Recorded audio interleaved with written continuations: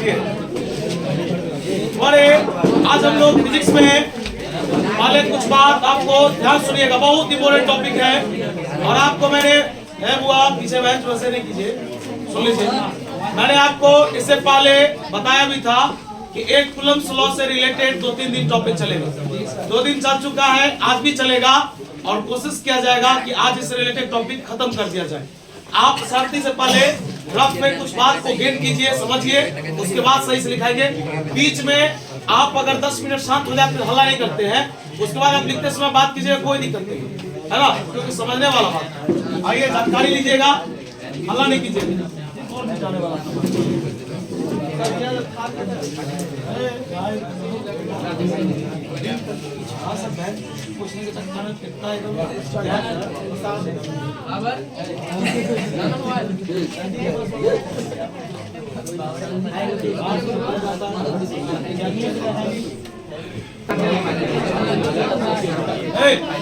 चलिए स्टार्ट करते हैं। इस बात को सुनिएगा, हल्ला नहीं कीजिएगा भाई, शांत रहिएगा, पूरा बात समझ में आएगा। 10 मिनट आप पूरा जो है एकदम पूरा साइलेंस हो जाइए, देखिए बात। चलिए सुनिएगा, आज हम लोग 2 टॉपिक को रीड करेंगे। हुआ एक फोर्स होगा वैक्यूम में अर्थात निर्वात में, और एक फोर्स होगा माध्यम में, जिसको इंग्लिश में मीडियम बोलते हैं। सही से सुनिएगा, जानकारी लीजिएगा। हुआ पहले सुनिए, फोर्स इन वैक्यूम, जिसको लोग एफ भी बोलता है, भी से वैक्यूम निर्वात, और निर्वात में जो बल होता है उसका formula 1/4πε0 Q1 mod Q2 mod। मैंने आपको इससे पहले भी बोला था कि आप 10 मिनट शांत हो जाइए, आप सही से सुनिए, इसके बाद आप बात कीजिएगा, कोई दिक्कत नहीं है।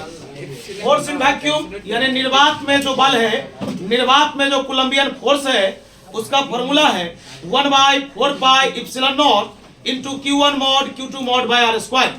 और माध्यम में, माध्यम यानी कि मीडियम, मीडियम को लोग m से दिखाता है, और मीडियम में जो फोर्स होता है वो होता है 1/4πε, 1/4πε into Q1 mod Q2 mod by r²। बता मेरे पास कितने स्टेटमेंट है अभी? 2। सही सुनिएगा। हुआ निर्वात मतलब हुआ हवा, खाली जगह, और माध्यम मतलब हुआ कहेगा 2 चार्ज है और दोनों चार्ज के बीच की दूरी इतना है, तो बताइए कि पानी में बल कितना लगेगा। यानी कि पानी तो एक माध्यम का बात आ गया, यानी कि माध्यम कहेगा शीशा में कितना बल होगा, आपसे पूछेगा मेटल में कितना होगा, यानी कि अलग अलग माध्यम का चर्चा होगा। बताइए मेरे पास कितने इक्वेशन? 2।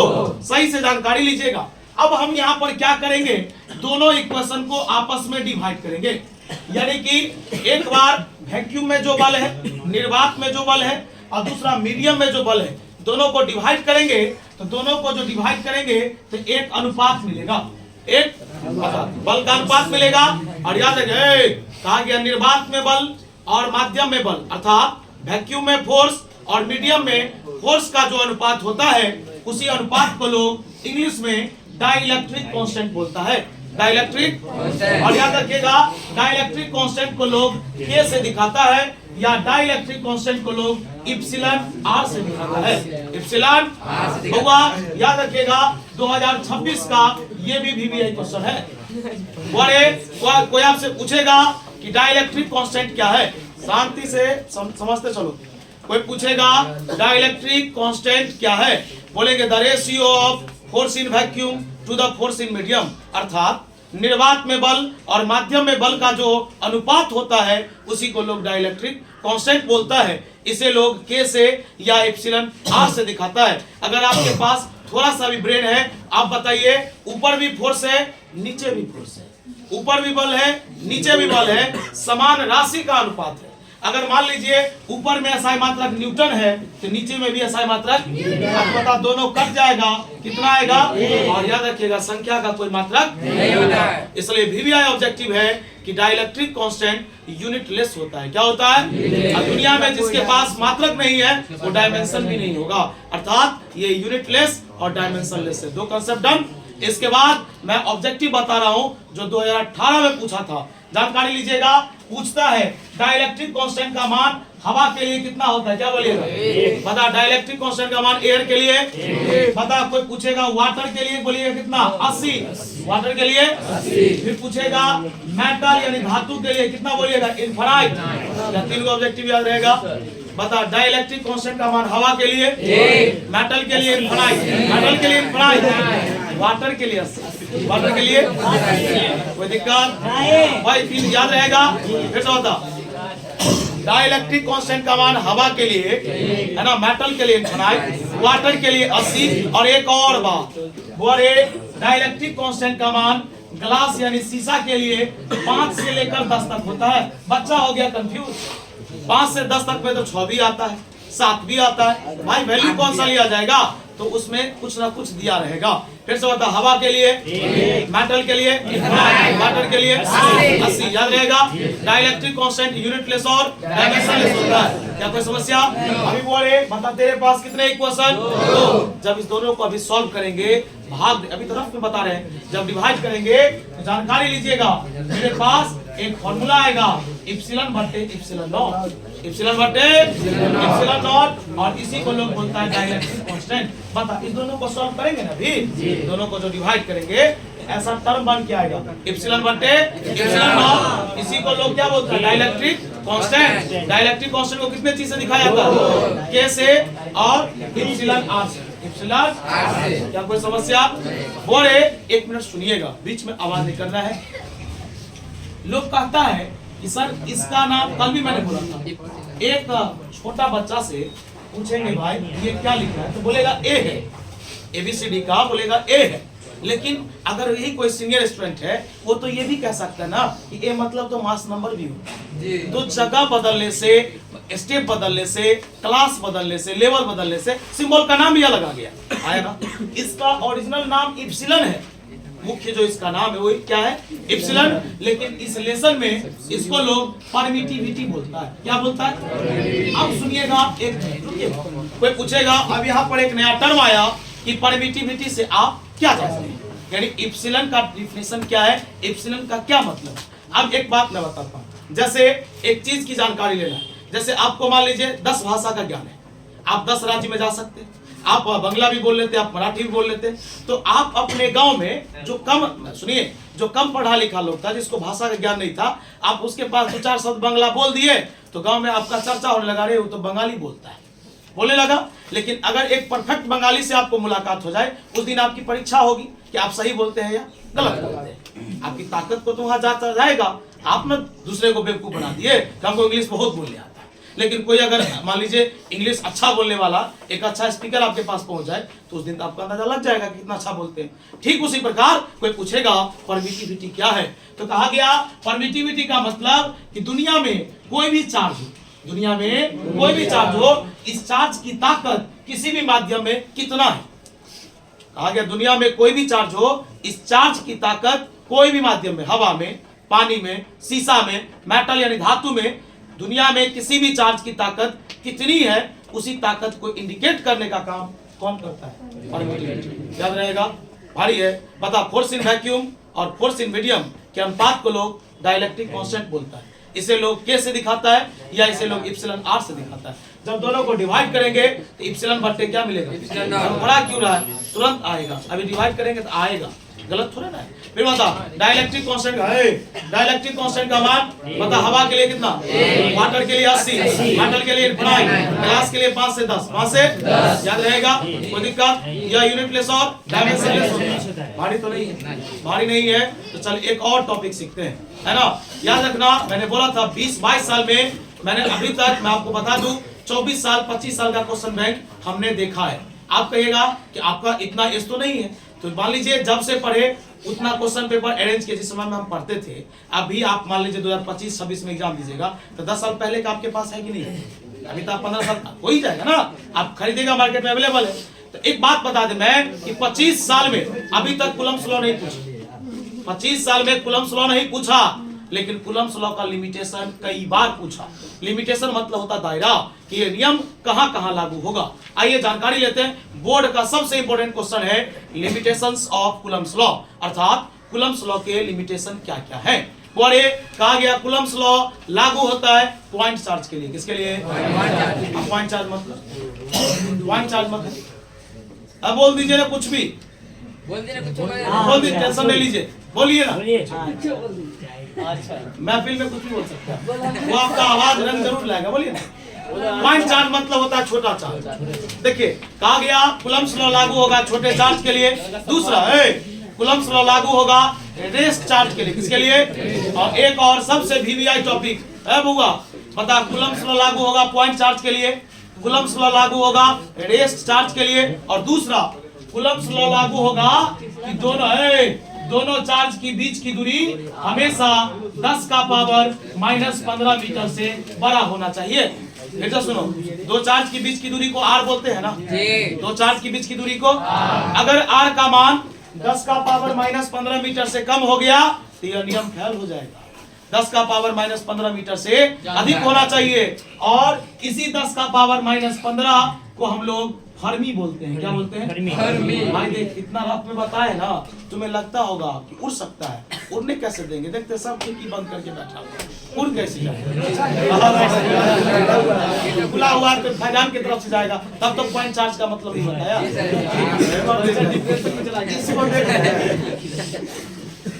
फिर से बता बोले फोर्स इन वैक्यूम और फोर्स इन मीडियम का जो अनुपात होगा उसको डाइलेक्ट्रिक कांस्टेंट बोलेंगे। क्या बोलेंगे भाई? डाइलेक्ट्रिक कांस्टेंट को के या एप्सिलॉन आर से दिखाएंगे, या यूनिटलेस और डायमेंशनलेस होगा। डाइलेक्ट्रिक कांस्टेंट का मान अलग अलग माध्यम के लिए अलग अलग होगा। हवा के लिए 1 होगा, वाटर के लिए 80 होगा, मेटल के लिए इनफाइनाइट होगा, और ग्लास के लिए 5 से लेकर 10 तक होगा। क्या कोई दिक्कत? परमिटिविटी का मतलब दुनिया में किसी भी चार्ज की कितनी ताकत है, दुनिया में किसी चार्ज की कितनी ताकत है उसको इंडिकेट करने का काम परमिटिविटी करता है। क्या कोई समस्या? बता कूलम्स लॉ लागू होगा छोटे चार्ज के लिए, कूलम्स लॉ लागू होगा रेस्ट चार्ज के लिए, और यह नियम लागू तब होता है जब दो चार्ज की बीच की दूरी 10 का पावर -15 से ज्यादा होगा। बात समझ में आ रहा है? देखा घबरा दिया। ऐसे अमर तलाश नहीं करें, आराम से चश्मा वाला देखिए ना,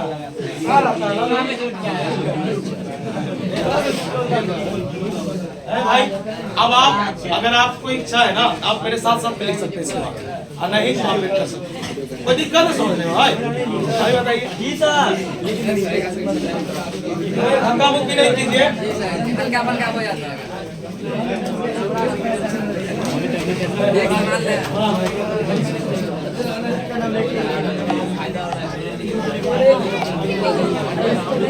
बुआ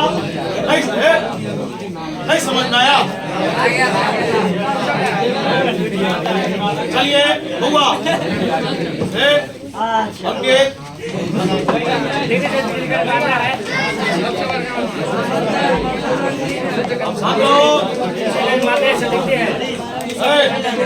बोलो पीछे से मारा कि फोर सी क्यू बराबर 1/4 pi epsilon not Q1 mod Q2 mod। देख भाई मैं बोल के लिख रहा हूँ, तुम्हें अगर देखना है ना तो साथी से देख, नहीं लिखना है साथी से लिख, जहाँ पे डाउट होगा रुक जा। बता force in medium 1/4 pi epsilon Q1 mod।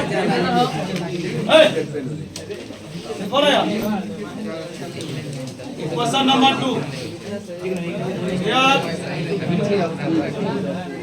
Equation first divided by equation second.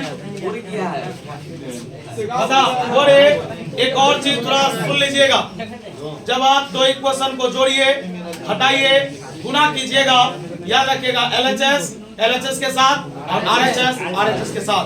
चलिए हम लोग डिवाइड करते हैं, तो फोर्स इन वैक्यूम में डिवाइड कर रहे हैं मीडियम से, इधर डिवाइड करेंगे, थोड़ा शांत रहिएगा, उतना नहीं खोलिए। Q1 Q2 by R square 1/4 pi epsilon Q1 Q2 by R square. बता ये पूरा से पूरा कट गया। बता force in vacuum, force in medium. एक बात बता यहाँ क्या बच गया, जल्दी बोल। 1 बाय, बोल रहे इस सबसे नीचे तो कहाँ जाएगा? अब बता ऊपर में 1 तो नीचे भी। बता 4 पाई से 4 पाई क्या हो गया? बता रे बुआ, दिखाई देगा क्या? बता force in vacuum, force in medium बराबर मान बच गया इप्सिलॉन बटे इप्सिलॉन नॉट। इप्सिलॉन बटे, याद रखिएगा।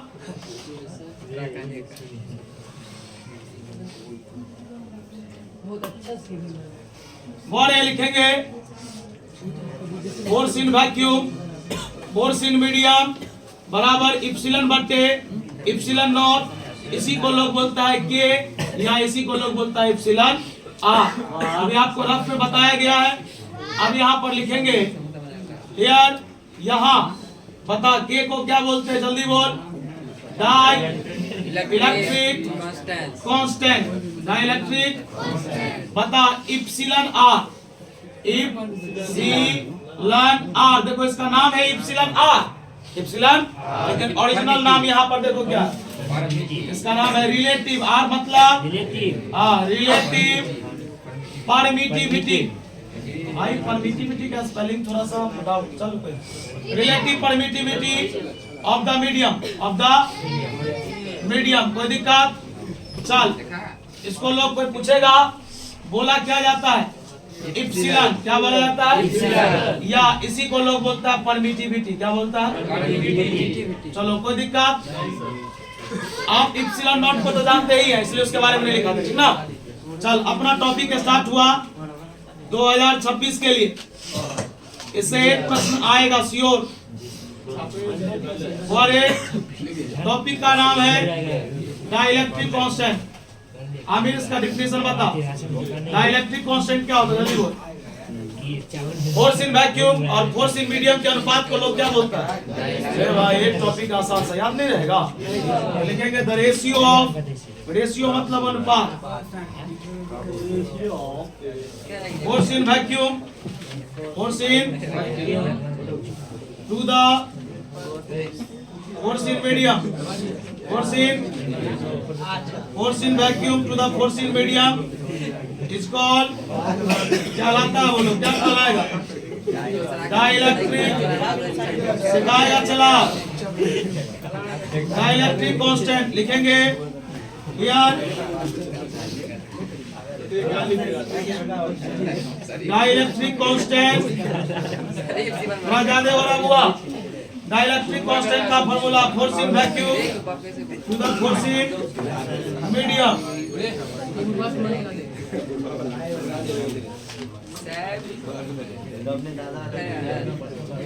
और एक बता डाइलेक्ट्रिक कांस्टेंट को किससे दिखाएंगे?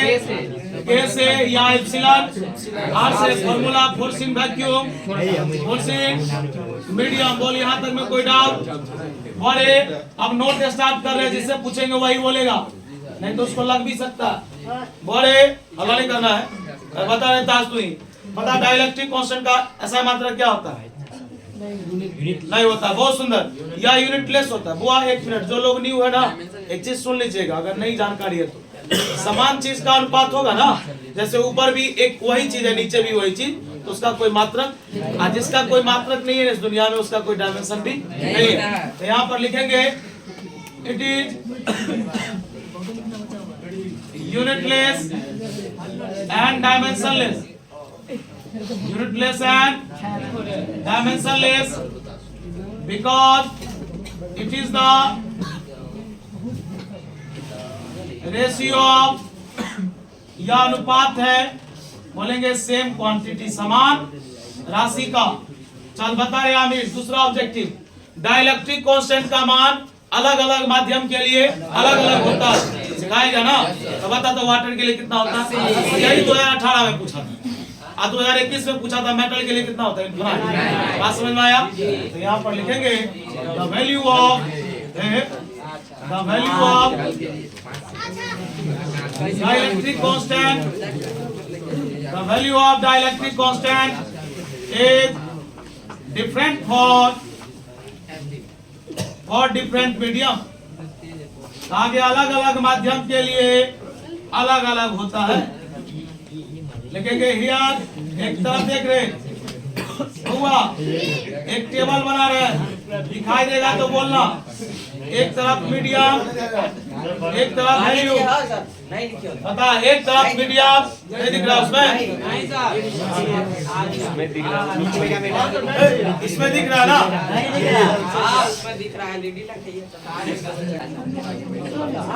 भाई इधर वाला इरेज करूं क्या, इस वाला इरेज करें?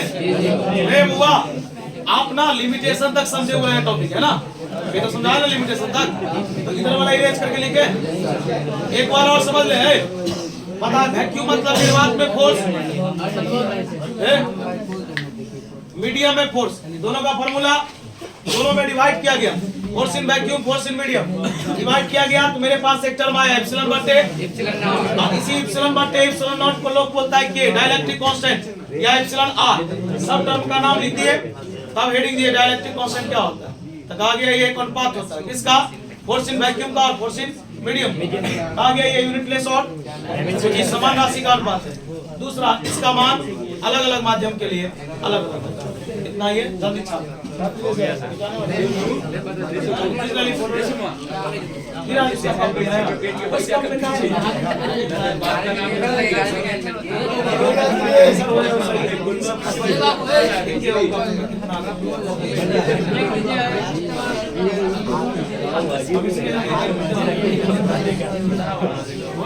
कैंसर होगा,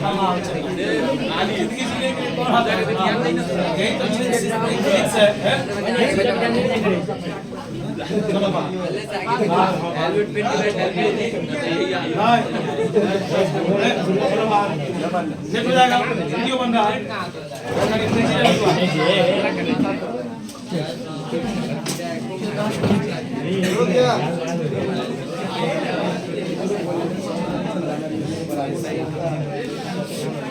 चलो टेबल लिखो, टेबल लिखो,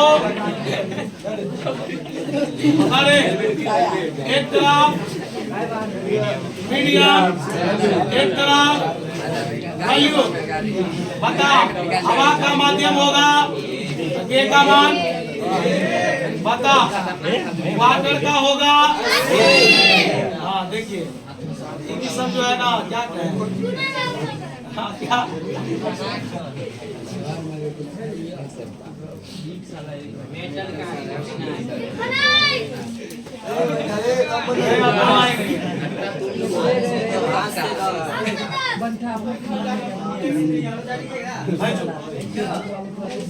हुआ एक ना, सुनिए सीबीएसई में एक बार, आप भले ही बिहार बोर्ड से है, अलग मैटर है, सीबीएसई में एक बार यहाँ से क्वेश्चन आया था परमिटिविटी से, बिहार बोर्ड में नहीं पूछा, फिर भी उसको जान करके जाएंगे यहाँ से। परमिटिविटी, रुकना एक मिनट भाई, थोड़ा सा डाउट हो रहा है यहाँ पर, इसके स्पेलिंग मिला लेना है। परमिटिविटी डबल टी होना चाहिए हमारे हिसाब से।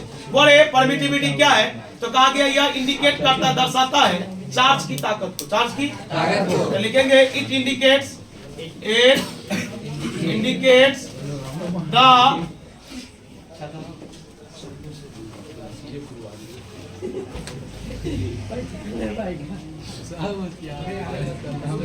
Strength of charge in any, ये समझे आप, कोई भी माध्यम में चार्ज की ताकत को बताना किसका काम है। लिखेंगे एक बात बता करे, हजार इप्सिलॉन बटे इप्सिलॉन नॉट का मान क्या होता है, सुनो ना पहले, इप्सिलॉन बटे इप्सिलॉन नॉट का मान क्या होता है, वहाँ लिखा हुआ ना, नहीं लिखा हुआ, बोल इसके नीचे में पूछ रहे थे कितना, इसको हुल्का तो क्रॉस, इप्सिलॉन को एक से तो इप्सिलॉन, बता इप्सिलॉन नॉट गुने इप्सिलॉन, अरे तू बता तेरा टॉपिक, सुनो तेरा टॉपिक क्या था, परमिटिविटी, क्या था, परमिटिविटी को लोग किसे दिखाते हैं, इप्सिलॉन से, इसका फॉर्मूला ना निकालोगे तो बता इप्सिलॉन बराबर क्या होता है फॉर्मूला, इप्सिलॉन नॉट गुने इप्सिलॉन, पहले यहाँ तक छाप लिखना चाहिए, और जाएंगे बीच वाला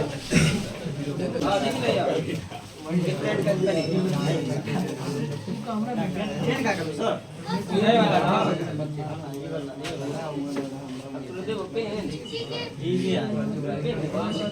और एक और topic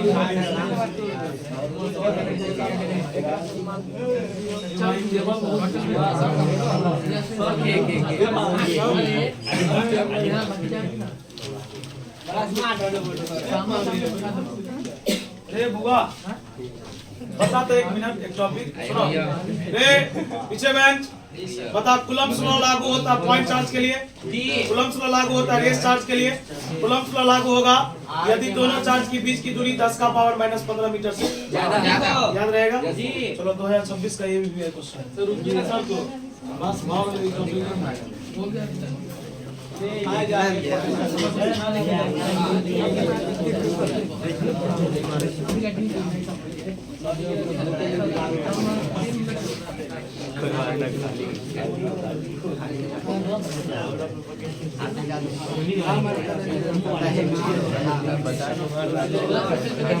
There are following limitations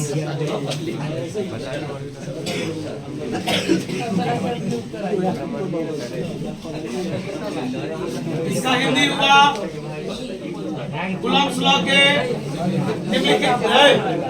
law के निम्नलिखित लिमिटेशंस हैं नहीं लिखा है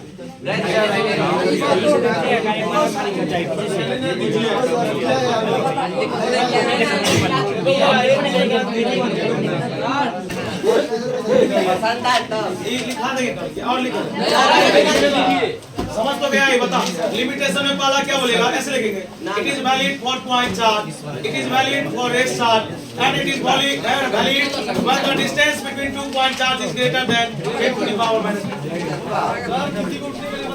हां वे लिख रहा हूं